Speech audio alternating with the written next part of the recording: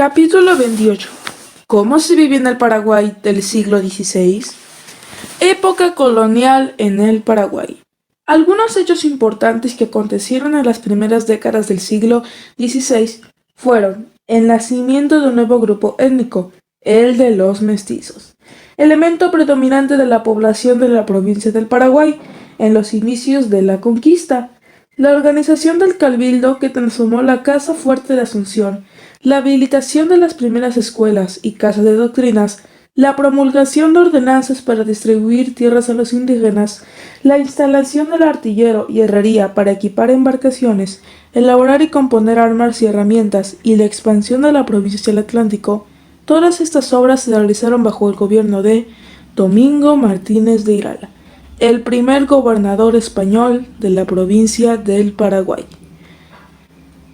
Gobierno de Domingo Martínez de Irala. Domingo Martínez de Irala tuvo dos etapas de actuación. La llegada del segundo adelantado Álvar Núñez Cabeza de Vaca en 1542 significó el término de su primer gobierno. Él introdujo los primeros 26 caballos y yeguas.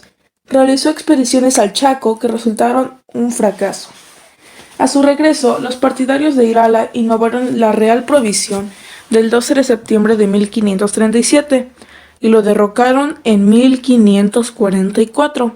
Esta fue la primera reacción de los españoles del Paraguay contra una autoridad designada por el rey. Esta destitución desembocó en una guerra civil. Irala fue electo gobernador por segunda vez en reemplazo de Cabeza de Vaca. Sofocó la guerra civil mediante hábiles maniobras, cuando estaba a punto de fusionar a los amonitados, partidarios del depuesto de Cabeza de Vaca. El sacerdote Francisco de Aranda le aconsejó perdonarles la vida y convertirlos de enemigos a aliados. Habitualmente, Irala concertó la boda de sus hijas mestizas con los 4 capitanes rebeldes. Unión Hispano-Guaraní.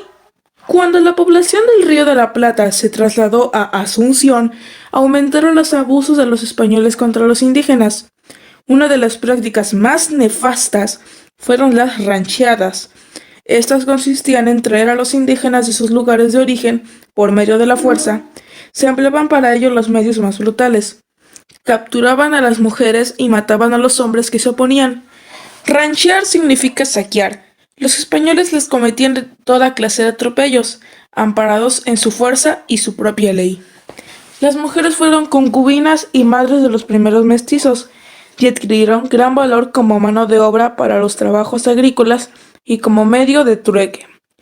Lucía Gálvez, en su obra Mujeres en la Conquista, señala: la mujer indígena, revisada, buscada y obligada al amor español, mejoró con él su situación social, superando la que tenía en su grupo avasallado. El hecho mismo de vivir con el conquistador de manera permanente o transitoria no significó una ascensión vergonzante ni un repudio de su propio grupo. Pronto supo la India que los hijos habidos con el español mejoraban ostensiblemente la condición del indígena, estado que sobrellevaba todas las cargas. Sus hijos de piel más blanca eran siempre una aproximación al mundo del dominador, una lenta penetración en las casas señoriales y en los blasones.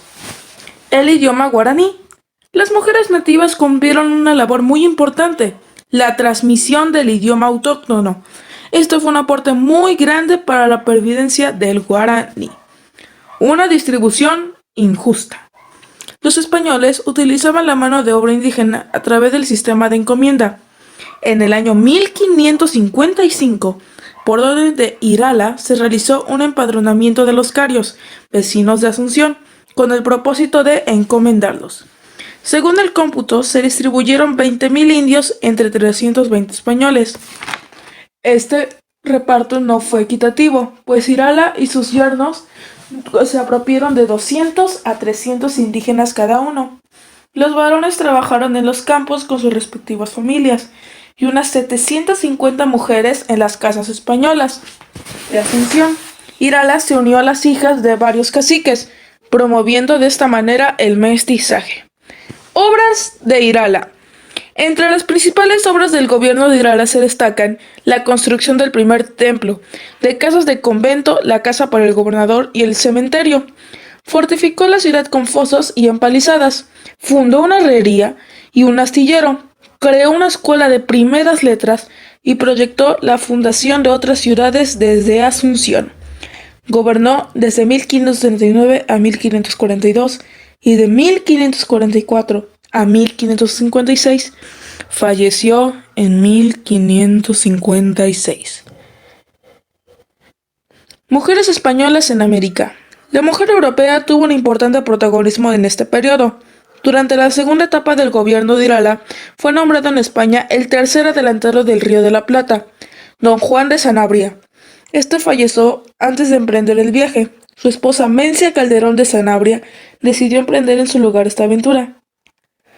Su hijo Diego Sanabria fue nombrado titular de la expedición.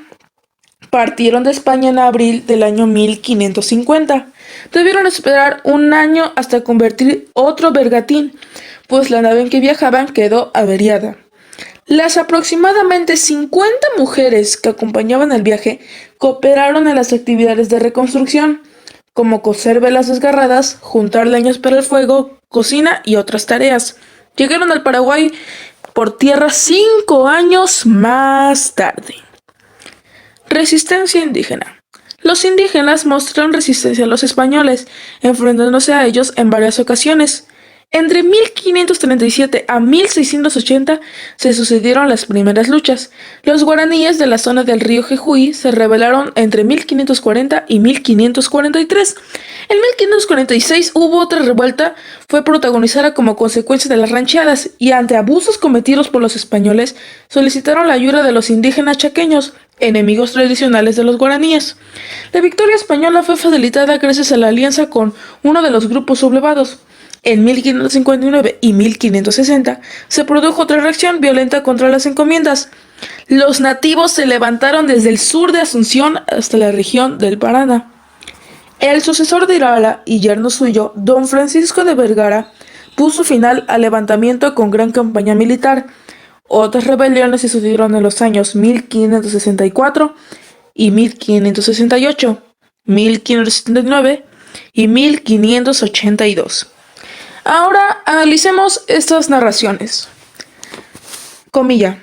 El primer paso que dio Francisco Ortiz de Vergara fue el de requerirles, por medio de algunos caciques amigos, se volviesen a sus pueblos y a la antigua quietud, pero los indios, resueltos en su intento, despreciaron toda oposición de paz.